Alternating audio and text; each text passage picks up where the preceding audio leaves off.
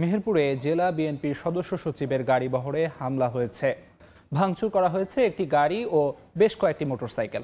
আহত হয়েছেন অন্তত ৬ নেতাকর্মী। হামলার ঘটনায় অভিযোগের তীর সদর উপজেলা বিএনপির সাবেক সভাপতির দিকেই।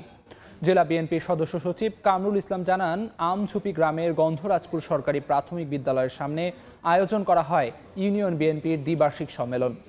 সেখানে যেতে চাইলে সড়কে বাধা দেয় সদর উপজেলা বিএনপির সাবেক সভাপতি সাইফুল ইসলামের নেতাকর্মীরা। এক পর্যায়ে গাড়ি বহরে হামলা চালানো হয়। খবর পেয়ে পরিস্থিতি নিয়ন্ত্রণে আনে সেনাবাহিনী ও পুলিশ। তবে সদর উপজেলা বিএনপির সাবেক সভাপতি সাইফুল ইসলামের দাবি, বেআইনিভাবে ইউনিয়ন বিএনপির সম্মেলন করায় বাধা দেয়া হয়। জেলা বিএনপির সদস্য সচিব কামরুল ইসলামের নেতাকর্মীরা হামলা চালায় বলেও পাল্টা অভিযোগ করেন তিনি। এ বিষয়ে লিখিত অভিযোগ পাওয়া যায়নি বলে জানিয়েছে পুলিশ। আমার গাড়িতে সিনিয়র নেতৃত্ব ছিল, আমার গাড়িতে ব্যাপকভাবে ভাঙচুর করা হয়েছে।